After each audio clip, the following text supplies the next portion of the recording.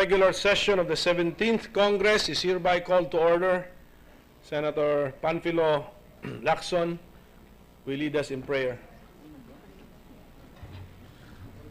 Ever-loving God, with all your omnipotence and kindness we pray. Teach us not to succumb to life's challenges but rise above them. Fight evil in a way that it doesn't break our soul and spirit. Stand up to the truth amid all the prevarications that confuse us. Forgive our iniquities as we clasp our hands in supplication. Make our conscience our constant guide in our everyday life. Admonish us to pray not only for ourselves, but for the next generation of Filipinos who will remember the values and disvalues of our generation. All this we ask in the name of your Son, Jesus. Amen. Amen. Thank you, Senator Lacson. Secretary, please call the roll. Roll call of members. The Honorable Senator Sangara, Aquino, Binay, Cayetano, De Lima, Drilon, Ejercito, Escudero, Gatchalian, Gordon, Honasan, Ontiveros, Lacson, Legarda, Pacquiao, Pangilinan, Po, Recto, Soto, Trillanes, Villanueva, Villar, Suberi, Senate President Pimentel.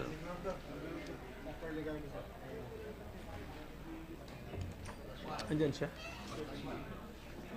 Senator Legarda.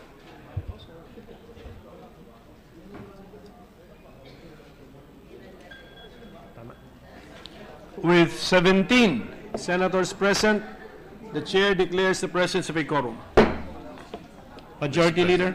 Thank you. Mr. President, I move that we dispense with the reading of the journal of the 34th session, Monday, October 17th, and consider the same as approved.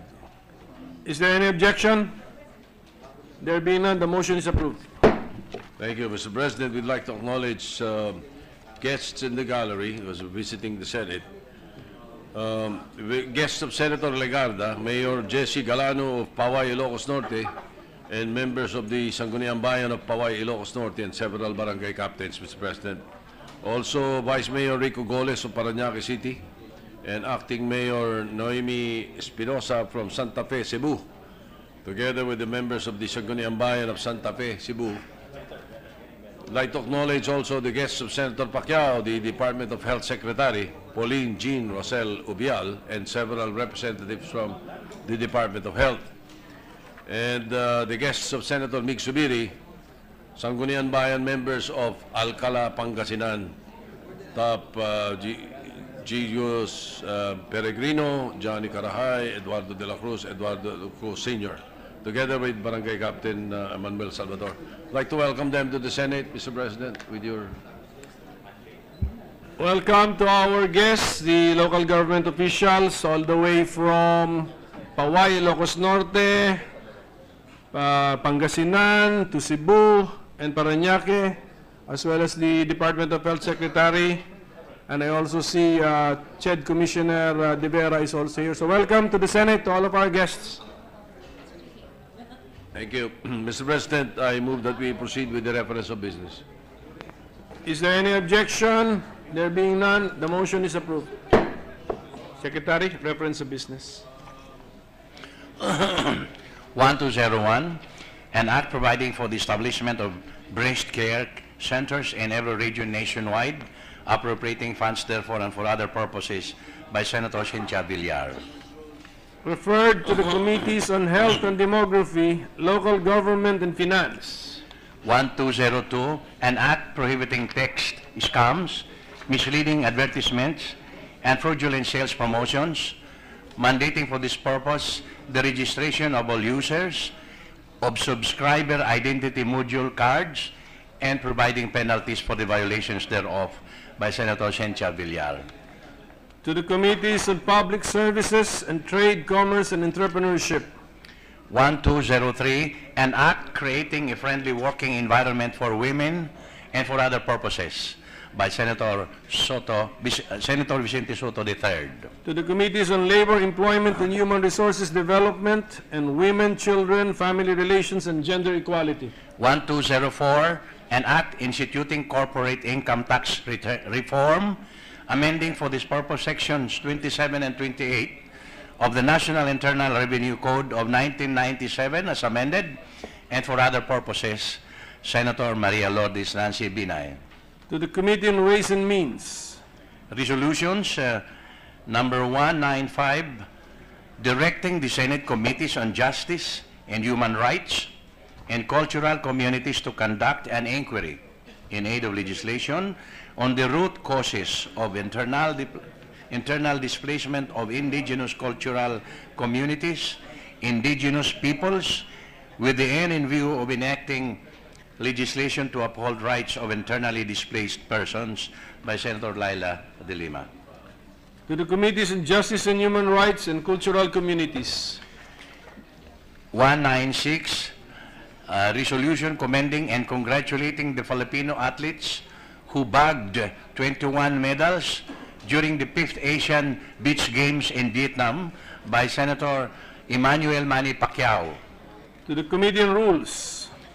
197, resolution directing the appropriate Senate committees to conduct an inquiry in aid of legislation to look into issues and controversies surrounding the failure of some cooperatives to obtain import and or export license for permit, by Senator Zubiri.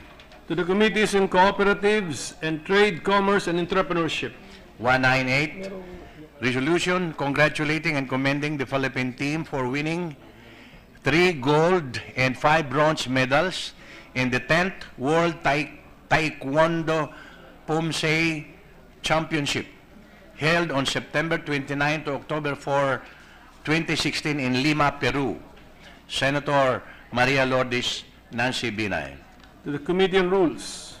199, resolution directing the proper Senate committees to conduct an inquiry in aid of legislation on the reports that terrorist groups in Mindanao joined forces to establish an Islamic State or ISIS satellite extension in the Philippines, by Senator Maria Lourdes Nancy Binay. To the Committees on National Defense and Security and Public Order and Dangerous Drugs. Additional reference of business. Message of the President of the Philippines.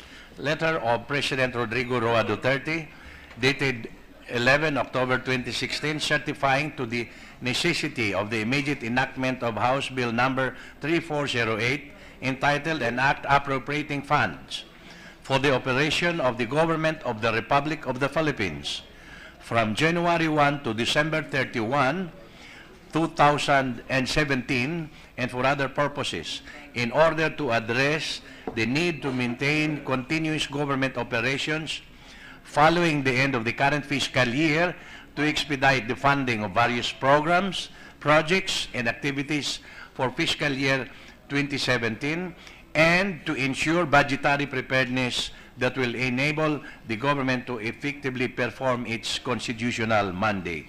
To the Committee on Rules. 1205, an act establishing the Sustainable Development Goals and Ambition Natin 2040 Fund, introduced by Senator Sani Angara. To the Committees on Economic Affairs and Finance. 1206, an act creating the Banana Industry Development Council and providing funds thereof and for other purposes, by Senator Cynthia Villar. To the Committees on Agriculture and Food and Finance. Resolutions number 200, resolution directing the Committee on National Defense and Security to conduct an inquiry in aid of legislation on the alleged pilferage, smuggling at the government arsenal in light of the seizure of Philippine peso 6 million pesos worth of high-powered firearms and ammunition belonging to the government arsenal, purportedly intended to be sold for Abu Sayyaf Group and warlords in ARMM, by Senator Trillanes IV. To the Committee on National Defense and Security. 201, resolution directing the Committee on Public Order and Dangerous Drugs to conduct an inquiry in aid of legislation on the alleged involvement of some members of the Philippine National Police in the numerous extrajudicial killings in the country. with the end in view of revisiting the Philippine National Police Reform Act to ensure that the constitutionally enshrined mandate of the Philippine National Police to serve and protect remains to be upheld by Senator Trillanes IV. To the Committee on Public Order and Dangerous Drugs. Number 202, resolution directing the Committee on Civil Service, Government Reorganization and Professional Regulation to conduct an inquiry in aid of legislation on the alleged widespread practice of hiring tens of thousands of contractual and job order employees and other irregularities committed by various agencies and instrumentalities of government, as well as local government units, with the end in view of enacting remedial legislation for the Civil Service Commission to formulate guidelines for the hiring of contractual and job order personnel in the government and ensuring the protection of the rights and interests of the affected employees by Senator Trillanes IV. To the Committee on Civil Service, Government Organization and Professional Regulation. 203, resolution calling for the continued recognition of existence of the Negros Island region by Senator Zubiri. To the Committee on Local Government. 204, resolution congratulating and commending Mark Anthony Kakal for winning the Best Customer Service for Food and Beverage Award in the 2016 Singapore Tourism Awards. Senator Maria Lourdes Nancy Binay. To the Committee on Rules. Majority Leader. Mr. President, we'd like to also acknowledge some guests in the gallery. Guests of Senator Gordon and Senator Angara, Mr. President. We have Right Honorable Lord Jack McConnell of Glens Corodale, the House of Lords, and Mr. Garrett McGrath of Politics Plus, Mr. Rupert Compston, Second Secretary for Political and Security of the British Embassy, and Mr. Michael Avoy, and also guests of Senator Legarda, Julia Reese of the UNICEF, and ASEC Amy Neri of the Department of Justice, also Ms. Normina Mojica of the Council for the Welfare of Children, National Nutrition Council, Ms. Karina Santiago, and Mr. Reginaldo Guillen, Nutrition Officer. We'd like to welcome them also to the Senate, Mr. President. Welcome to all of our guests.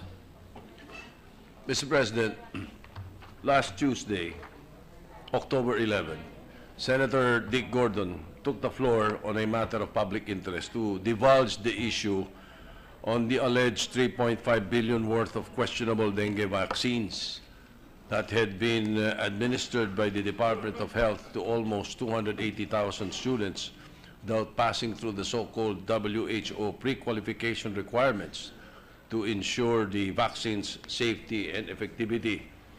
Now, this speech was then referred to the Committee on Rules, as per the request of Senator Gordon, for the committee to further study as to which committee the speech can be properly referred for competent deliberation.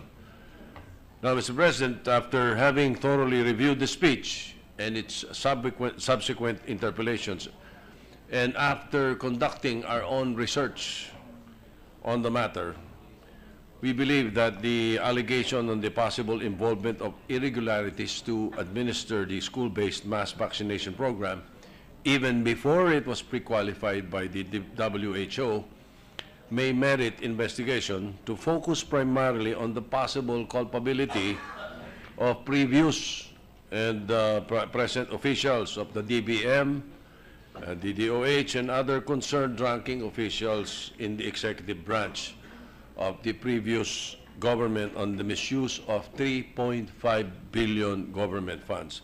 So with that, Mr. President, as your chair on the Committee on Rules, I move that the privileged speech of Senator Gordon be referred to the Committee on Accountability of Public Officers and Investigations as the primary referral, the Committee on Health and Demography as the secondary referral, as well as the Committee on Finance, which will soon report out the budget of the DOH. I so move, Mr. President. There is a motion to refer the privileged speech delivered by Senator Gordon last October 11, which covered the matter of the alleged questionable dengue vaccines worth 3.5 billion pesos, to refer this to the Committee on Accountability of Public Officers and Investigations as the primary committee, and the Committee on Health and Demography as secondary, as well as the Committee on Finance. Any objection? Hearing none, the motion is approved. Thank you, Mr. President. To speak on a matter of public interest, may we recognize Senator Loren Legarda? Is there any objection? Hearing none, Senator Legarda is recognized to speak on a matter of public interest.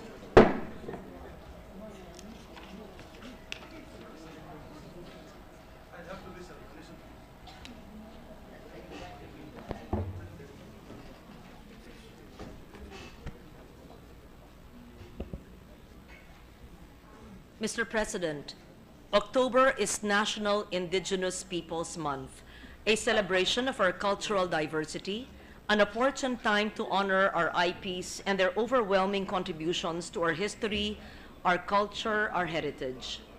The Philippine Constitution recognizes this diversity and, under the framework of national unity and development, mandates state recognition, protection, promotion, and fulfillment of the rights of our indigenous people. The Indigenous Peoples' Rights Act, the IPRA of 1997, outlines special measures to ensure that the rights of IPs to lands and territories, economic development and self-determination, cultural integrity, and access to basic social services are promoted, respected, and fulfilled by the government. Likewise, numerous international treaties, conventions, and declarations with similar objectives were entered into by the government. We have supported a historic United Nations Declaration on the Rights of Indigenous Peoples, which articulated their individual and collective rights. Despite concerted efforts exerted by the government in partnership with various private organizations and adequate financial support from international communities, still, our IPs remain a marginalized sector of our society. Mr. President, this speech is not only to call or to celebrate, but also is an earnest plea to call everyone's attention to a segment of the indigenous population who are invisible, disenfranchised, and discriminated, our indigenous Filipino children. We acknowledge that there are initiatives within government agencies to fulfill the rights of our indigenous children. The Department of Education has established the IP Education Office, which helps implement education programs for IPs and develop education programs that will meet the learning needs of the IP communities. The DSWD has the IP Participation Framework and the Modified Conditional Cash Transfer for indigenous peoples in geographically isolated and disadvantaged areas under the Pantawid Pamilyang Pilipino program. The Department of Health has joined with the National Commission on Indigenous Peoples and the Department of Interior and Local Government to address various issues in the provision of basic health services for the IP communities. However, even with these initiatives, the lack of data on indigenous children makes it difficult to measure the results of our existing programs. There are no accurate figures on the IP population given the lack of census data. The most recent figures, based on an unofficial survey conducted by the NCIP, estimates the IP population between 12 and 15 million, accounting for approximately 10 to 15% of the total population of the Philippines. There are an estimated 7 million indigenous children. But without accurate data on IP population, how sure are we that we are designing evidence-based and results-based programs and budgets for indigenous children? Are the indigenous children really benefiting from our government programs? The issue of inequity in access to quality education continues to be an alarming situation in the Philippines. Based on the estimate of the NCIP and the 2010 Philippine census data, there are around 4 to 5 million school-aged children from 5 to 15 years old who should be enrolled in kindergarten to grade 9. But data of DepEd in school year 2015 to 2016 shows that the enrollment of IP children at kindergarten to grade 6 or the elementary level is around 1.9 million, and only about 500,000 are actually enrolled in grade 7 to 11 secondary level. In total, there are only 2.4 million IP children enrolled in kindergarten to grade 11. Moreover, a main cause of many IP learners' difficulties in learning and completion of education is the lack of interface between the IP's indigenous knowledge, systems, and practices on the one hand, and the mainstream formal education system on the other. This is being addressed by the IP education program and the mother tongue-based multilingual education program of the DepEd. However, the program presently covers only 19 of the 175 indigenous languages in the country. And even when they get to school, the learning environment is not safe because indigenous children are targets of bullying and discrimination from other children and sometimes even school personnel.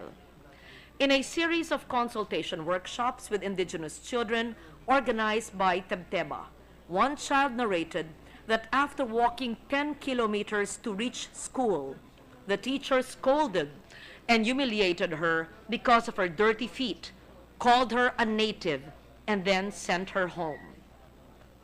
Mr. President, our indigenous communities have also been affected by the complex security situation involving the armed forces of the Philippines, the New People's Army, and other paramilitary groups. In 2015, approximately 17,035 individuals were displaced due to armed conflicts, and a significant number of grave violations involved IP children. An indigenous 14-year-old girl was raped by 3 soldiers in 3 separate incidents between May and July 2015. The soldiers were court-martialed, and their superior was recommended for administrative sanctions. However, the civilian criminal proceedings for rape were dismissed following an out-of-court settlement made by the alleged perpetrators with the victim's family. Following a series of killings of indigenous peoples in the same year, the UN Special Rapporteurs on the Rights of Indigenous Peoples and on the situation of human rights defenders called on the Philippine government to launch an independent investigation into the deaths and to bring the perpetrators to justice. To date, none of the perpetrators have been arrested despite having been positively identified by the community that was forced to witness the killings. These are just a few of the many injustices our IPs continue to face. These are concerns raised by the UNICEF representative to the Philippines, Lotta Sile-Wonder, represented by Julia Reese, deputy representative. In bringing up these issues, they hope that our government will initiate programs that will immediately address these concerns. It is worth noting that the 2009 concluding observation of the Committee on the Rights of the Child acknowledged the steps taken by the Philippine government to address the situation of our indigenous children. However, the committee reiterated its concern about the widespread poverty among minorities and indigenous peoples and the limited enjoyment of their human rights, in particular concerning their access to social and health services and education. The committee also expressed concern at the lack of information about the actual impact of the application of the 1997 IPRA on children. The Philippines is due to submit its combined 5th and 6th periodic report to the Committee on the Rights of the Child on progress on the implementation of the Convention on the Rights of the Child by September 19, 2017. The question is, will the Philippines be able to report good progress for our indigenous children? It is still not too late, but the first step we need to take is to ensure inclusivity, to embrace our indigenous brothers and sisters as part of our society. I am confident that the present administration will provide our indigenous communities the appropriate programs, sufficient basic services, and proper recognition they truly deserve. We still have a long way to go in effectively protecting the rights of our IPs, but we should not lose hope. We must continue to work together and assure the role and significance of our IPs, more particularly our IP children in our country. Thank you, Mr. President. Thank you, Senator Legarda. Senators, what is the pleasure of Senator Subiri? Thank you, Mr. President. With the permission of the Majority Floor Leader, would the gentle lady from Antique answer a few questions? Yes, Mr. President, to the senator from Bukidnon, Mindanao, in the Philippines, whose province has several indigenous peoples group, Mr. President. Thank you, Mr. President. And, well, I congratulate the lady senator for bringing this issue up on IP children, the plight of our indigenous peoples. Mr. President, you know, Bukidnon or we're blessed rather, with having a large population of IPs. We have the 7 tribes of Bukidnon, the Higaonons, the Laandigs, the Manobos, Matigsalogs, the Bukidnons, and several others.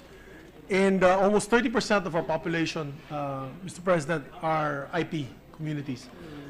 But would the lady senator be aware of the reasons why lumad killings persist in these particular areas? Even we in Bukidnon have a problem of lumad killings. As a matter of fact, Mr. President, we have several IP communities that are held out or camping actually in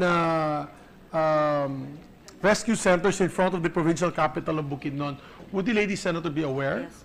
Yes, Mr. President. In fact, if you will recall, last year, the lumad killings in Lianga, Surigao Sur, was also brought to the national attention. In fact, there were hearings conducted in Davao City, and I wonder what has happened to the investigation into the lumad killings.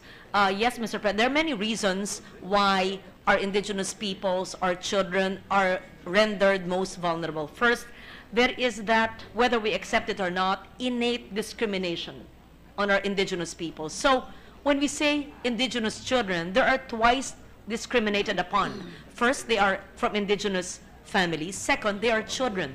And third, perhaps, they're even located in the most far-flung areas of the country, which have least access to our basic social protection services. And so for these reasons, they are rendered most vulnerable. Second, perhaps because of their lack of education, because of lack of access to education, because of their lack of access to health care, they are often the victims of bullying and even the victims of the internal strife and war between the AFP and our MILF, MNLF, Abu Sayyaf, or even the New People's Army. That's why I believe that the peace efforts of the current administration will really augur well for those in the rural areas, especially our indigenous peoples. Yes.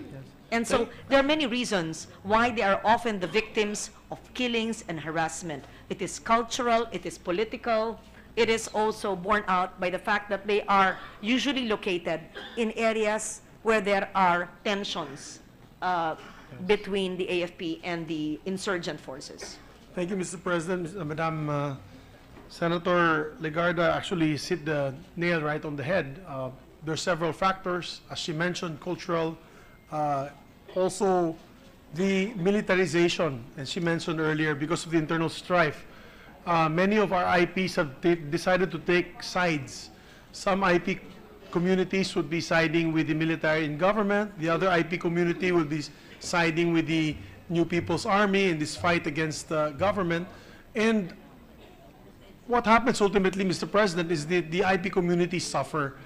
You know, sometimes several datos of one tribe choosing sides, and it becomes personal to them, although not personal maybe to government and the New People's Army, but to them, because they stay in one particular community, it becomes a personal vendetta, and sometimes it causes rido.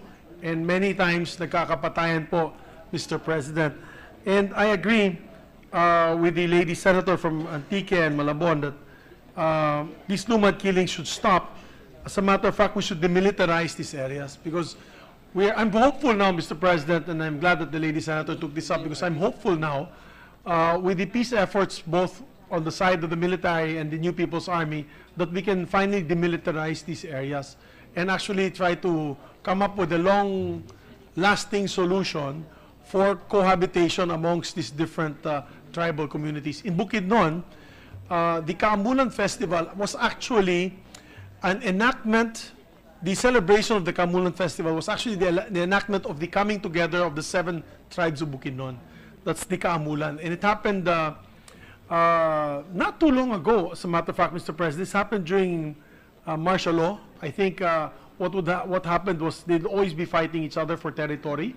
What then President Marcos had done, together with the Panamin of Mr. Elizalde, was to put the tribes together. They met together, they had a peace pact.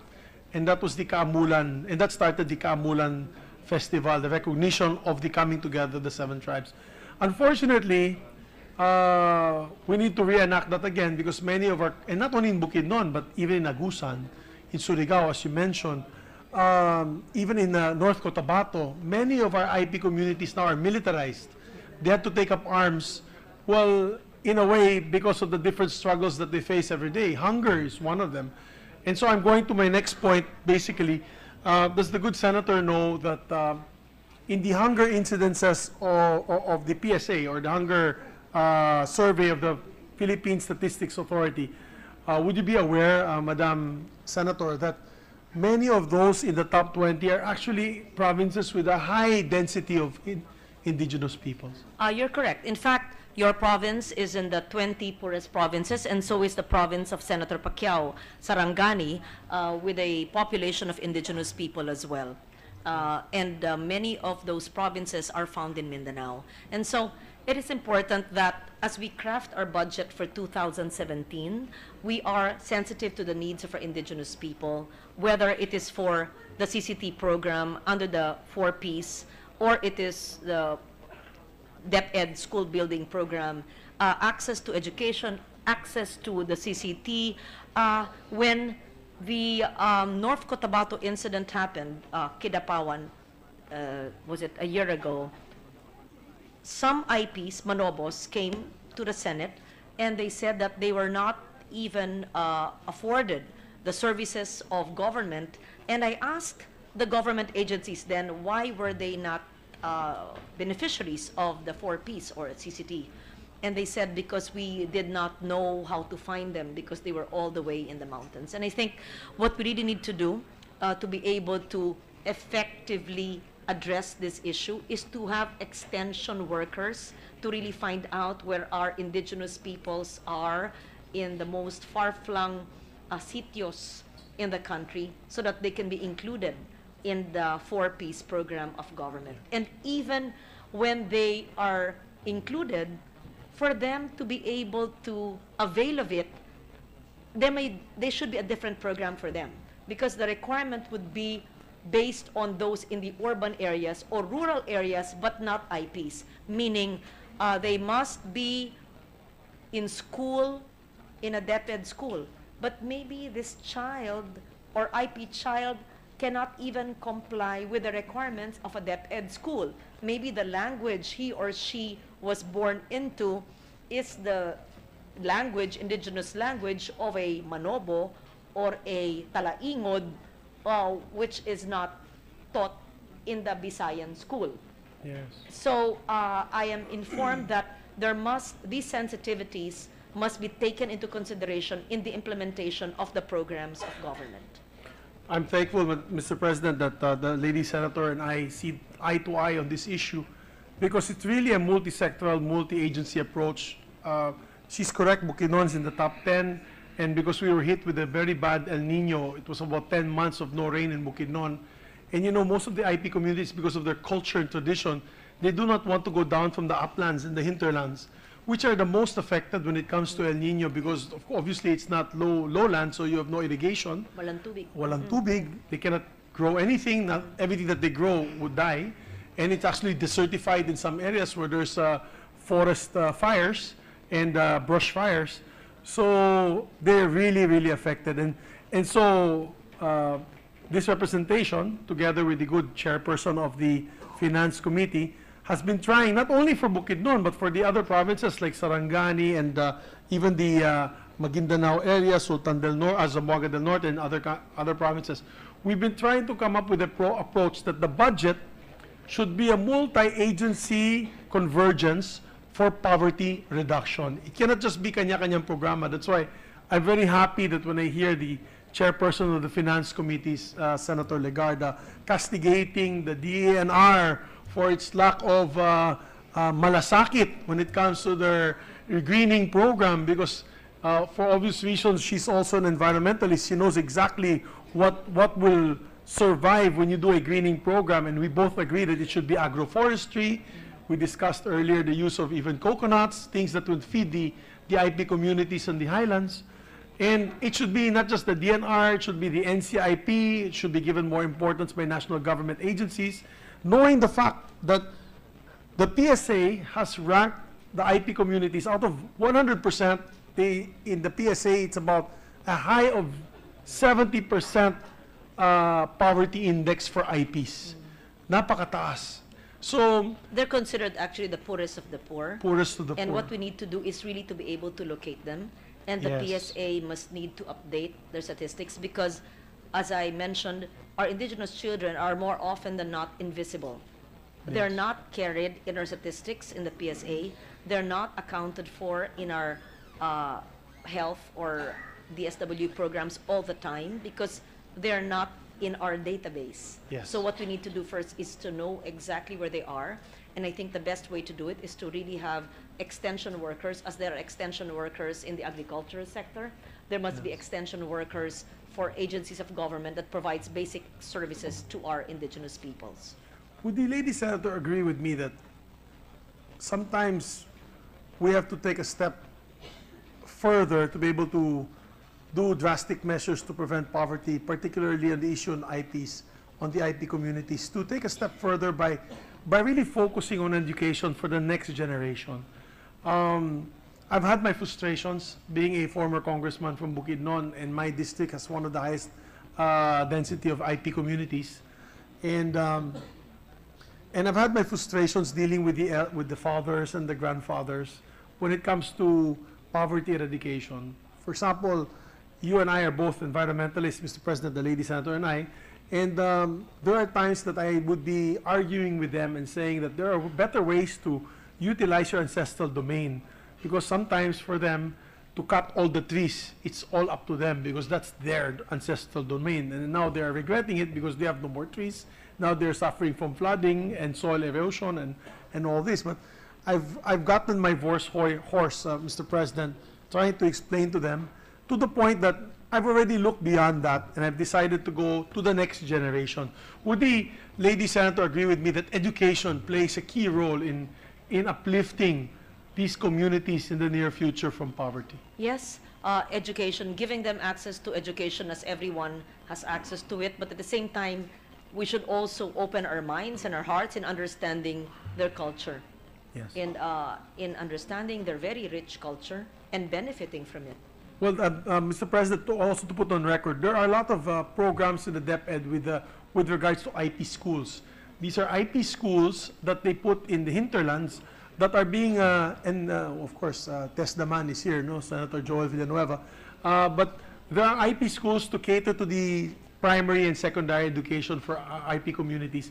I believe that the teachers that they get are IP teachers also. They teach in the language of the indigenous peoples, as you mentioned earlier, Mother tongue. the mother tongue, which is exactly what they need to be able to absorb, no, the absorptive capacity of the children, to absorb the lessons. And would the lady senator of the chairman or the chairman of the Committee on Finance support this move to increase budgets for IP schools in the country? Yes, we just need to know how many are the IP schools and where are there a concentration of indigenous peoples, and there should be a matching of the IP schools. Also, the NCIP has a lot of work to do.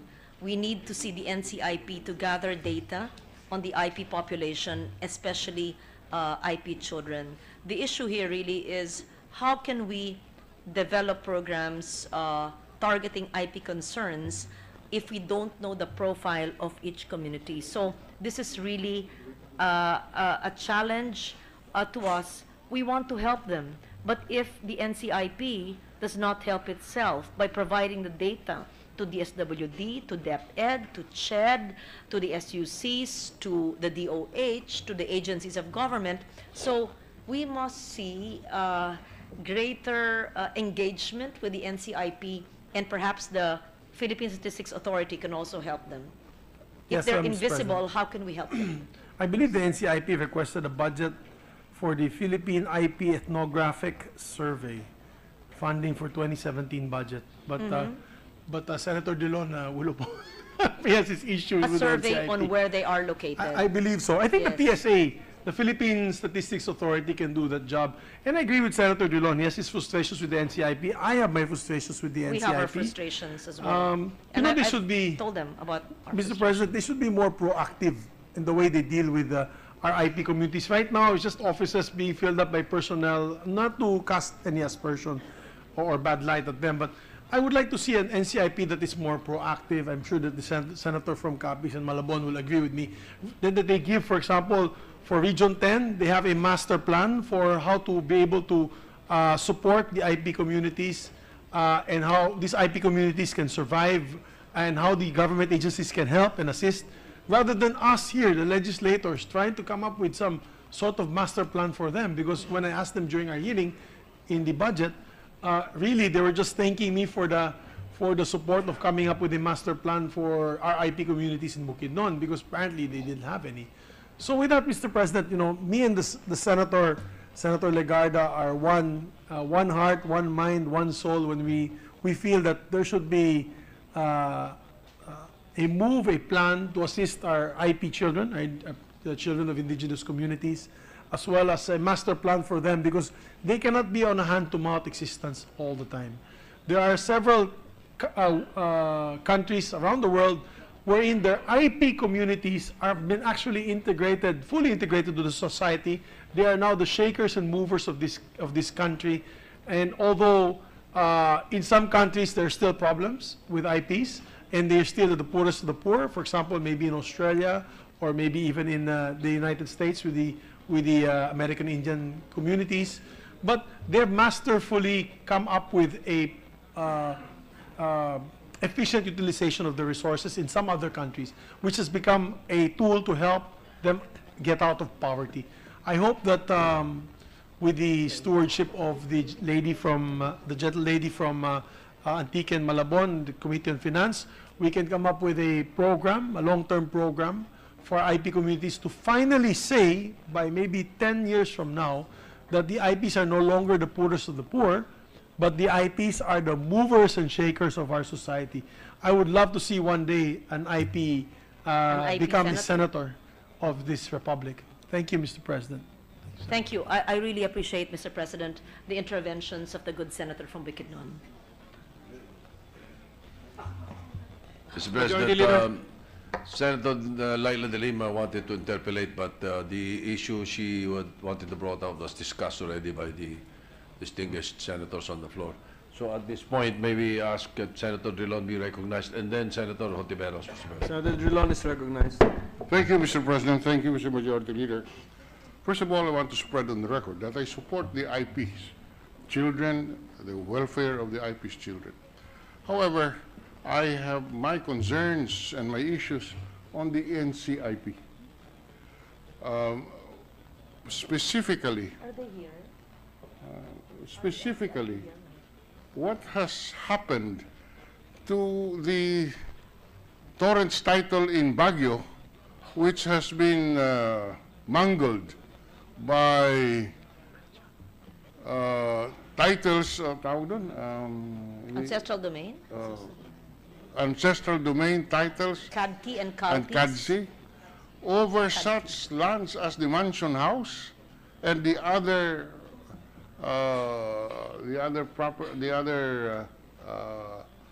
real estate in Baguio.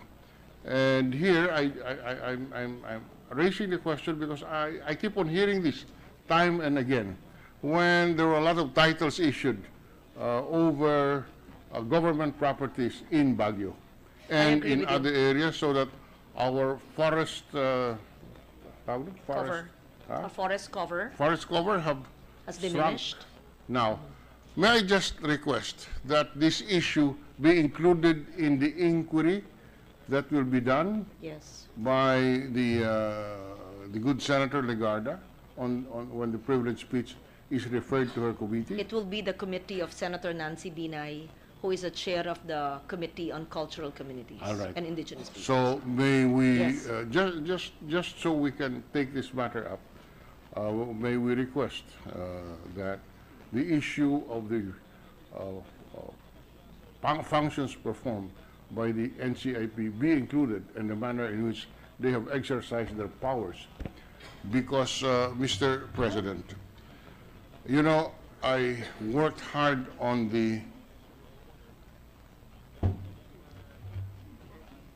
compliance with the law insofar as the dam that we are building in Iloilo is concerned.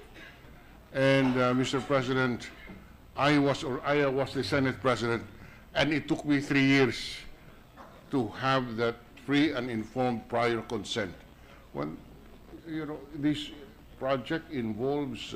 It was a project of national significance. Yes. Yes. So these are the frustrations that we have with the NCIP, and I'm glad the good Senator Legarda has brought this up. So this is an opportunity for us to look over the operations of the NCIP, and we hope and we move that this issue be included in the referral.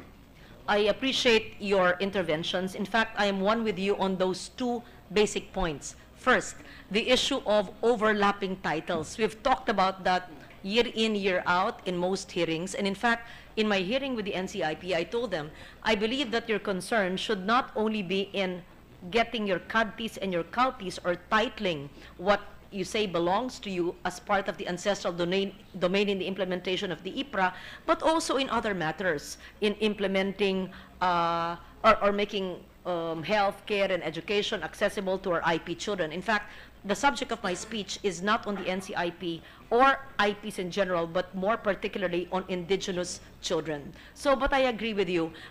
There is no reason why the government's property, the mansion house, should be titled under the CADT or a Certificate of Ancestral Domain.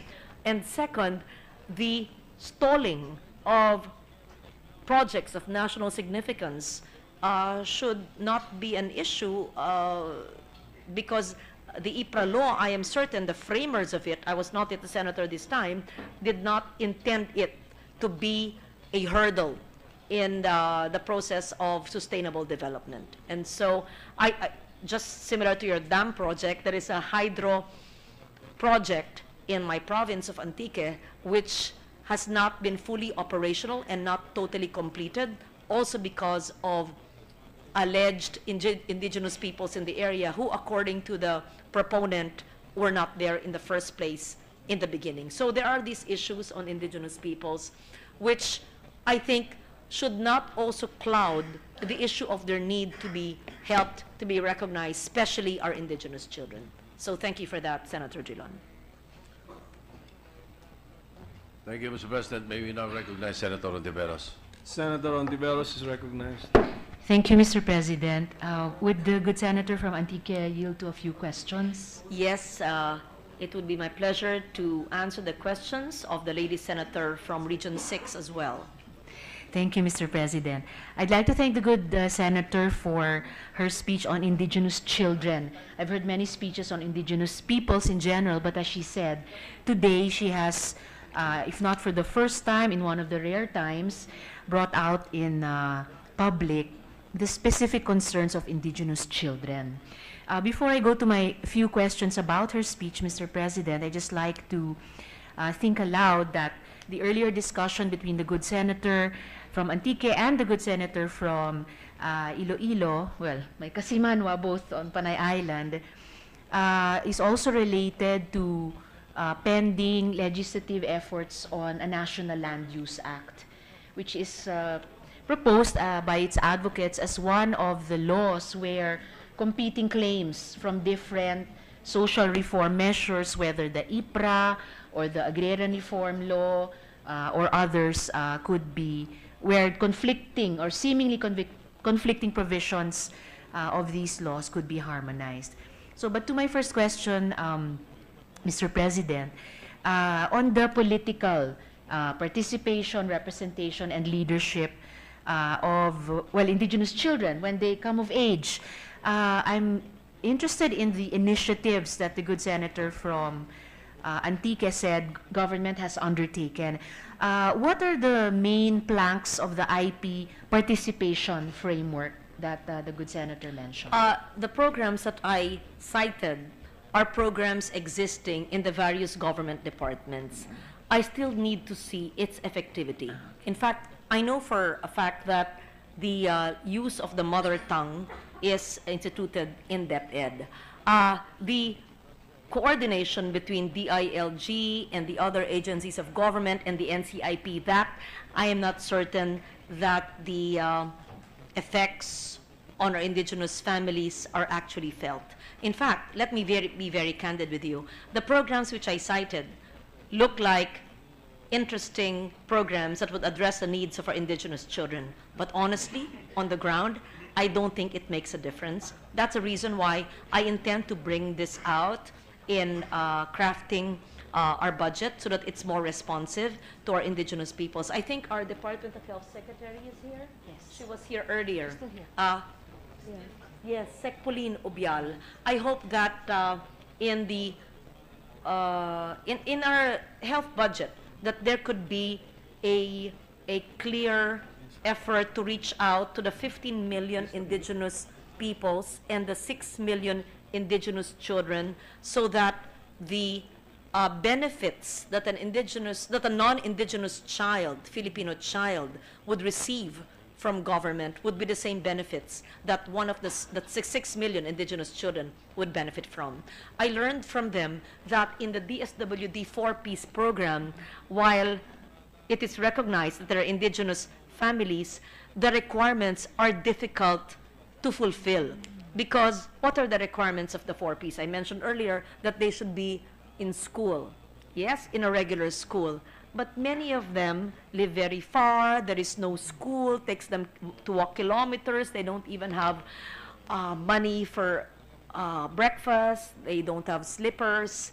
They don't even know the language which is being used in the school, whether it's in the local dialect or language, it's in Bisaya, in Kinaraya, but it may be a different language of the indigenous child.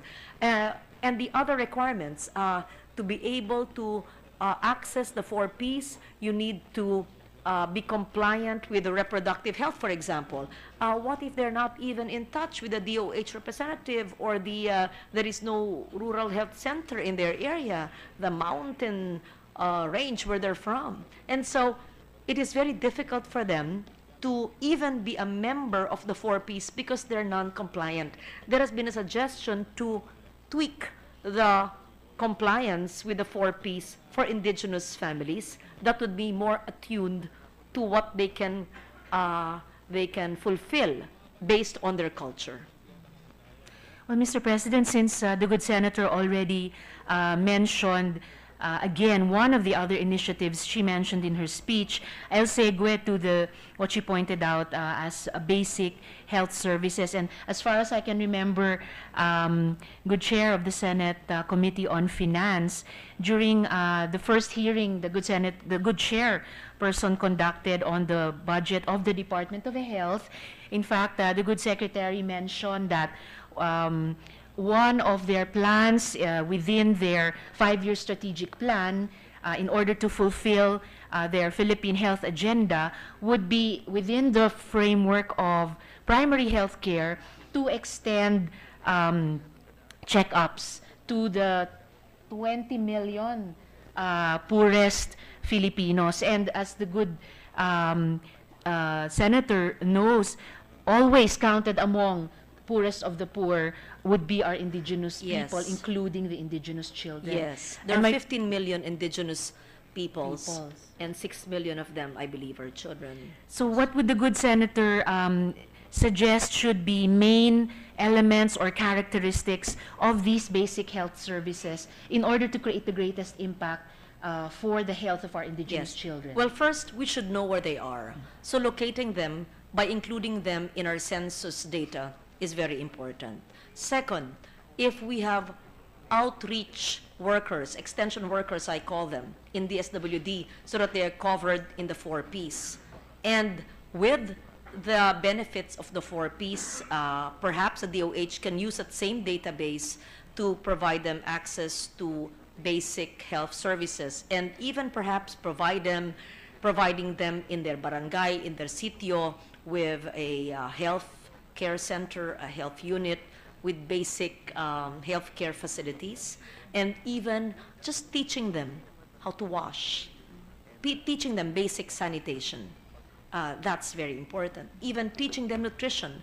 I shook the hand of some of our friends from the Nutrition Council. In fact, I'm glad that you are here, the Secretary of Health. Perhaps the Nutrition Council can include in their program, which we will support, something very particular for our indigenous children. In fact, if the Department of Health would have a special program to reach out to our indigenous peoples with the Nutrition Council, that would make a lot of difference to our indigenous children.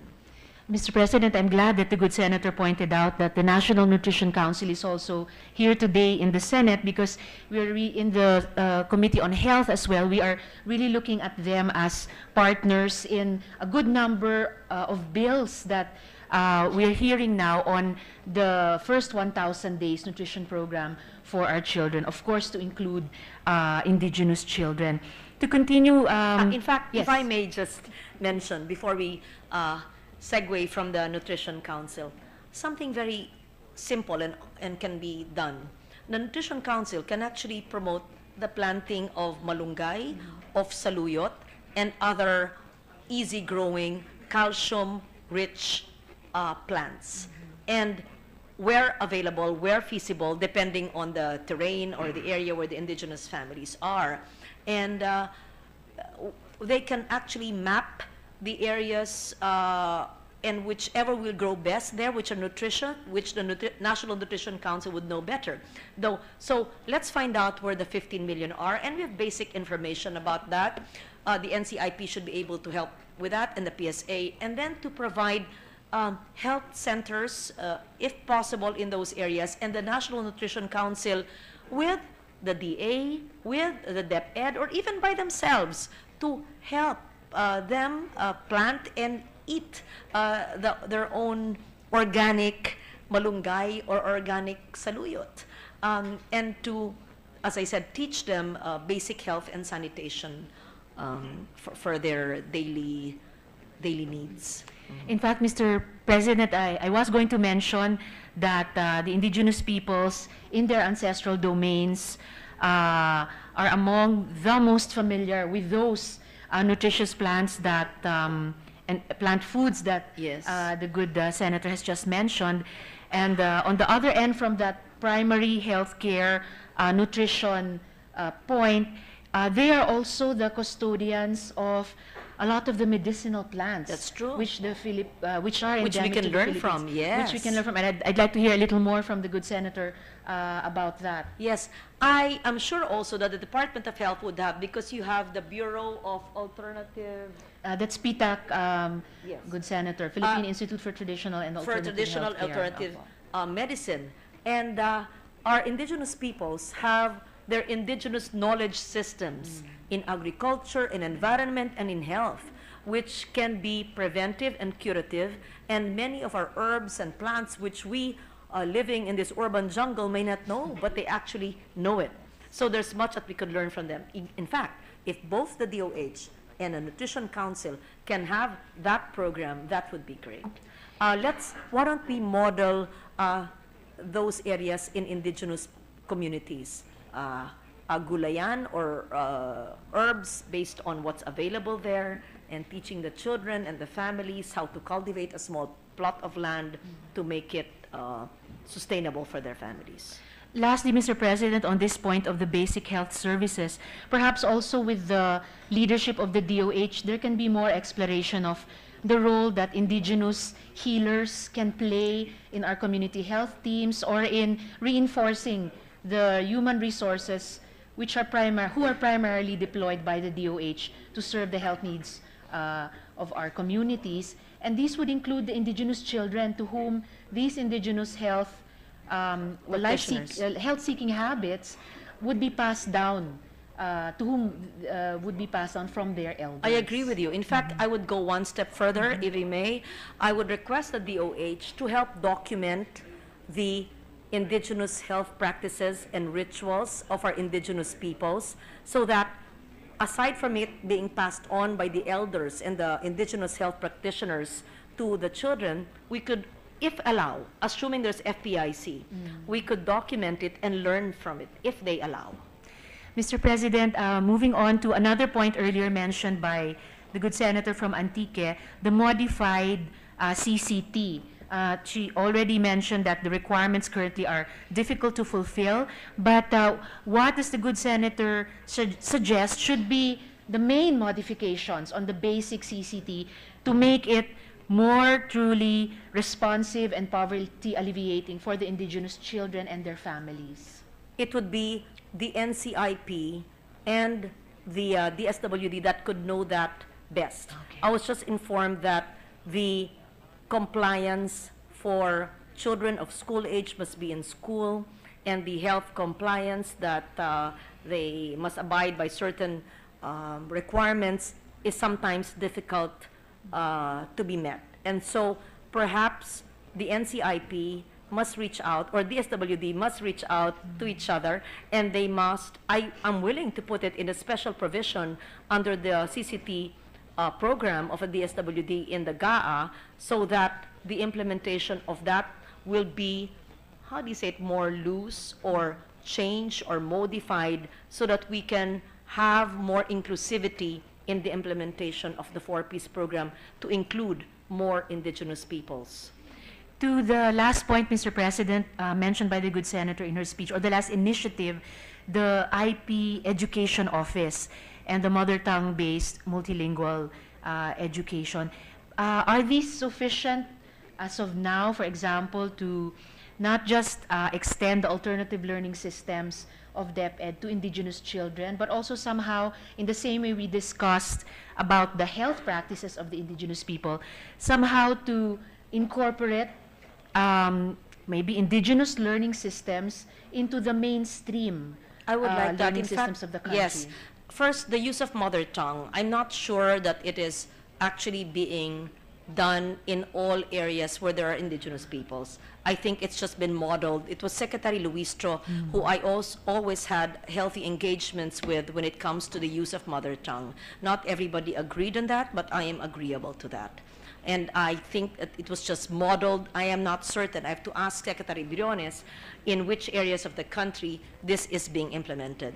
But apart from that, why limit it to them? There's so much we could learn from them. And even, you know, we have more than 100 languages, 180 if I'm not mistaken. And some languages have died or forgotten. Some languages are just existing with just a few people speaking it in some remote island, let's say in Samar. So this is so interesting, and this is part of our culture, cultural identity as a nation. And so, yes, having a including it in the curriculum, in our DepEd curriculum would be so interesting. So it's not just having it in IP communities, but allowing the non-IPs to understand it better. I think that would be great.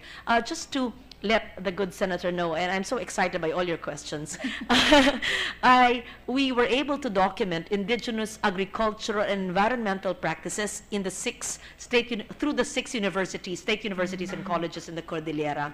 And we hope to do that with regional SUCs in various regions where there are IPs, so that we document their indigenous agricultural environment practice. Now, I would like to add, based on your wise intervention, the indigenous health practices, which actually comprises the indigenous knowledge systems. Thank you so much, Mr. President, for that very interesting update, which I think will turn into a valuable resource for us as we continue forging policies for the indigenous peoples and indigenous children. Just a last follow-up question on the first initiative that we talked about, the participation framework. Does the good senator think that also the indigenous peacekeeping, peacemaking, and peace-building ways of the IPs, which their elders try to teach to their children, should also somehow be incorporated Of course, in our yes. local governance mechanisms, for That's part example? of their culture, the Peace Pact, the Budong, many things. The different peacekeeping efforts of our indigenous peoples should be preserved, should be understood, should be documented, if possible, by perhaps state universities. It actually would be a good idea if our state universities and colleges where there are indigenous peoples in that province or region could help in the documentation efforts of health, of peacekeeping, of agriculture,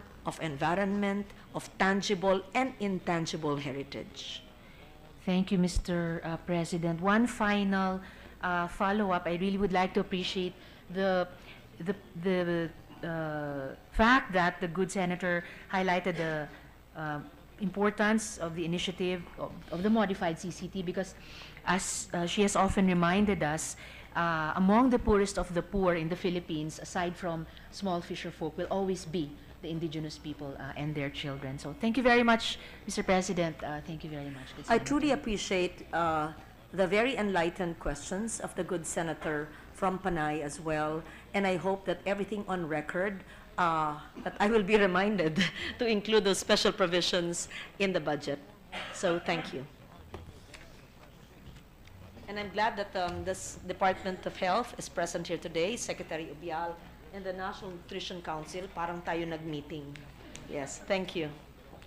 Thank you, Senator Legarda. Majority Leader.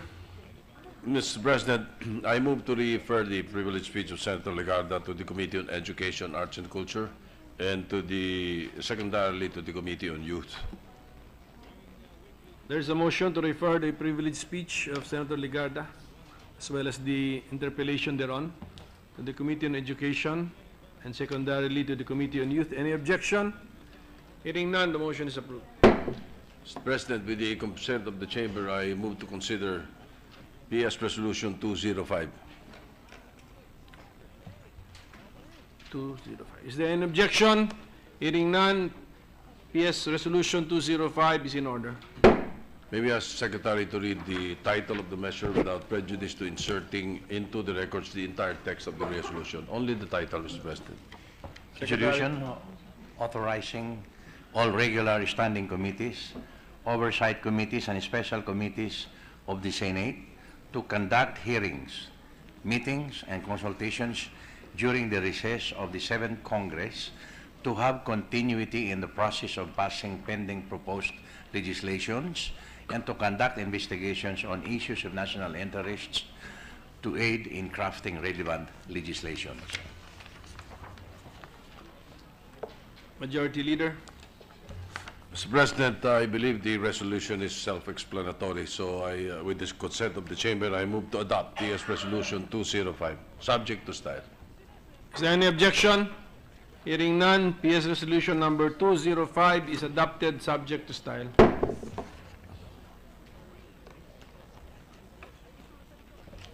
Mr. President, one final housekeeping chore. Pursuant to Section 25 of Republic Act 9189, otherwise known as the Overseas Voting Act of 2003, I'd like to manifest the following members of the Senate to the Joint Congressional Oversight Committee on the Overseas Voting Act of 2003. For the majority, Senator Frank Drilon as chair.